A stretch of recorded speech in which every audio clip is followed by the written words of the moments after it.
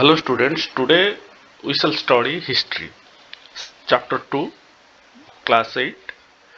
From trade to territory, the company establishes power.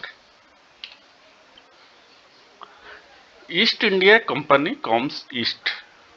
East India Company comes east. East India Company, what is East India Company? Where did it form?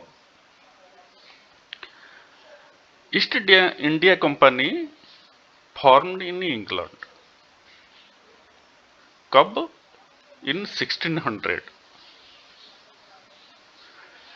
In 1600 AD, East India Company formed and obtained charter from Queen Elizabeth granting sole right to trade with East. East India company 1600 में जब form किया हुआ, उसी time में वो queen Elizabeth ruler थे England का, वो एक चार्टर दिए, एक ऑर्डर इशू किए जो कि ईस्ट इंडिया कंपनी, सिर्फ ईस्ट इंडिया कंपनी ईस्ट के साथ ट्रेड कर सकता है। ईस्ट इंडिया कंपनी फॉर्म होने से पहले बहुत सारा यूरोपियन कंट्रीज इंडिया को आए थे भाया Cape of good Hope in west coast of Africa. वो पहले क्या हुआ, ईस्ट इंडिया कंपनी इंडिया को बिजनेस करने के लिए आने से पहले बहुत सारा यूरोपियन कंट्रीज इंडिया को आ चुके थे। और वो कैसे आए? वो west coast of Africa cape of good hope दे के आए। Vasco da Gama, a Portuguese explorer, discovered route to India in 1498.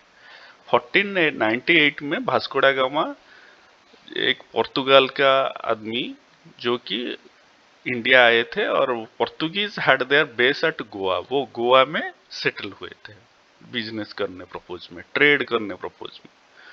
Other European countries are Dutch, French and Portuguese were established their base in India. Other European country कौन कौन आए थे English लोगों को छोड़ के? डच, फ्रेंच एंड पोर्तुगीज आए थे, और ये सब आए थे इंग्लैंड के पहले आए थे। Propose for coming to India, India को क्यों आए थे?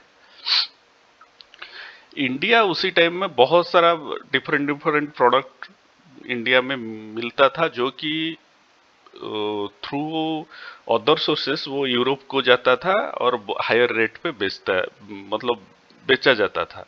वही गुड़ को ये लोग सोचे कि हम सस्ते में खरीदेंगे और लेके यूरोप में हायर रेट में बेचेंगे। वो क्यों आए थे? They could buy goods at cheap rate and sell at higher price in their country. They have keen interest to buy fine qualities of cotton and silk. Cotton and silk India का बहुत famous था, और ये सस्ते में खरीद के उधर जाके बेचेंगे हायर रेट पे। और besides cotton and silk, pepper, cloves, cardamom and cinnamon were in great demand. ये जो स्पाइसेस है ये भी बहुत सारा डिमांड था, तो ये चीजों को वो इंडिया से खरीद के यूरोप में हायर रेट में बेचने के लिए आए थे। लेकिन बहुत सारा कंपनी इंडिया को आ गए थे, इसलिए क्या हुआ, competition among the companies pushed up the prices of goods and this reduced the profits that could be earned. इधर क्या हुआ, वो बहुत सारा कंपनी होने से जो चीज इधर से वो परचेज कर रहे थे उसका रेट हाई हो गया, मतलब कंपटीशन के वजह से। और उधर जाके भी जितना प्रॉफिट वो अर्न करना चाहते थे उतना प्रॉफिट नहीं हुआ, तो उनके बीच में फाइट स्टार्ट हो गया। और वो क्या किए, मतलब आप उनके बीच में जंग छिड़ गया, और कैसे किसी को कोई एलिमिनेट करेगा वो सोचने लगे। ऐसे ऐसे होके इंग्लिश लोग जो थे, ब्रिटिश लोग, वो इंडिया में थोड़ा पावरफुल हो गए। और उसी टाइम में इंडिया में क्या हो रहा था, जब वो आए थे बिजनेस करने के लिए, इंडिया में क्या हो रहा था, in 1707 Aurangzeb died. Aurangzeb Mughal ruler थे, वो 1707 में उनका डेथ हो गया। After death of Aurangzeb, Mughal governors and big zamindars began to agitating their authority. जब औरंगजेब का डेथ हो गया, उनके बाद उन जो रूलर थे वो इतना स्ट्रांग नहीं थे, इसी वजह से क्या हुआ, वो जो गवर्नर्स डिप्लॉय किए थे डिफरेंट डिफरेंट सूबा में। सूबेदार, उसको जो मुगल का भाषा में सूबेदार बोलते हैं, वो सूबेदार लोग क्या किए, अपने आप को इंडिपेंडेंट डिक्लेयर कर दिए। जैसे वेस्ट बंगाल में जो सूबेदार था वो अपने आप को किंग डिक्लेयर कर लिया, और दूसरे सूबे में भी वही हुआ। आज several powerful regional kingdoms emerged, Delhi could no longer function as an effective center, क्योंकि दिल्ली का पावर कम हो गया रीजनल किंगडम होने से। इन बंगाल मुर्शिद कुली खान ने agitated their power and autonomy. Bengal में क्या हुआ, मुर्शिद कुली खान जो सूबेदार थे वो क्या किए, अपना ऑटोनॉमी डिक्लेयर कर दिए, वो इंडिपेंडेंट डिक्लेयर कर दिए। He was followed by Alivardi Khan, then Siraj Uddaula. Murshid Quli Khan के बाद उनका किंग हुए अलीवर्दी खान, नवाब बने, देन सिराज उद्दौला, ये बंगाल का नवाब बने। They were very powerful rulers, ये तीनों बहुत पावरफुल रूलर थे बंगाल का। उसी टाइम में ये जो इंडिपेंडेंट हुए बंगाल का सूबेदार, उसी टाइम में बंगाल में ईस्ट इंडिया कंपनी क्या कर रहा था। The first English factory was established on the banks of river Hooghly in 1651। 1651 में फर्स्ट फैक्ट्री एस्टेब्लिश किए। The company people persuaded to local traders to come and settle near the factory. से क्या कर रहे थे, फैक्ट्री के पास आके बसने के लिए वो उन लोगों को बोले थे।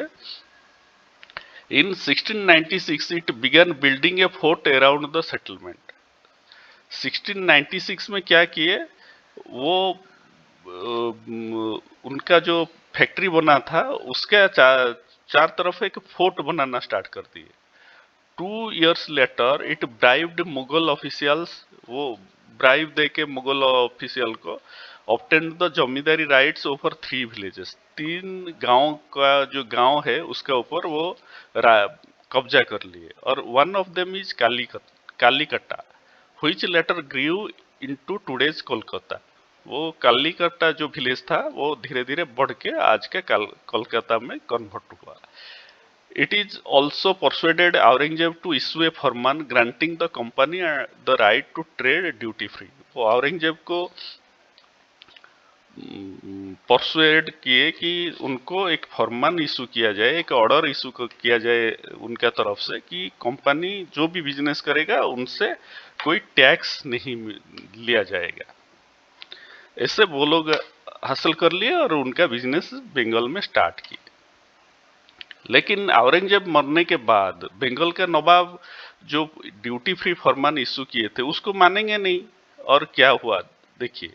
नवाब क्या चाहते थे, नवाब उन लोगों को क्या बोले कि they refuse to give duty free trading. वो बोले कि आप ड्यूटी फ्री ट्रेडिंग कंपनी नहीं कर सकता। They demanded huge tributes from company right to trade करने के लिए उनको बहुत सारा पैसा देना होगा। They stopped the further fortification. वो क्या किए, जो चार तरफ जो फोर्टिफिकेशन कर रहे थे, फोर्ट बना रहे थे, उसको बंद कर दिए, और मिंट द कॉइन को भी बंद किए। जो कॉइन को वो मुद्रा जो बना रहे थे, मिंट कर रहे थे कॉइन को, उसको भी बंद कर दिए। क्यों, ऐसे बोल के कि ये सब करने से बंगाल को बहुत रेवेन्यू लॉस हो रहा है।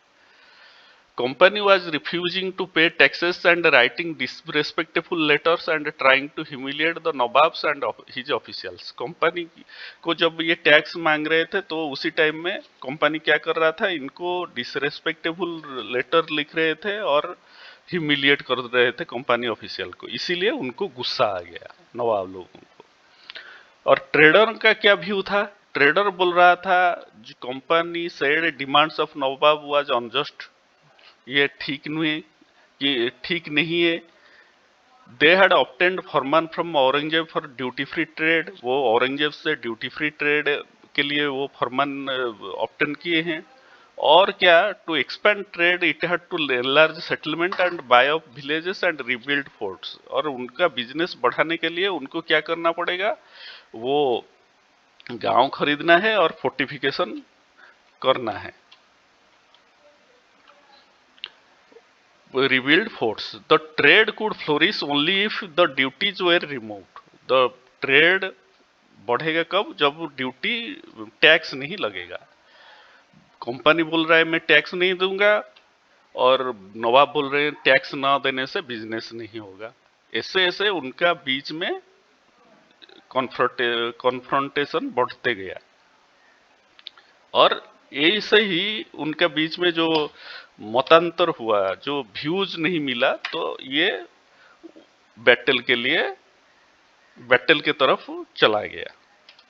Thank you. ये फर्स्ट पार्ट है, आप लोग इसका नोट कर लीजिए और second part will be follow shortly. Thank you.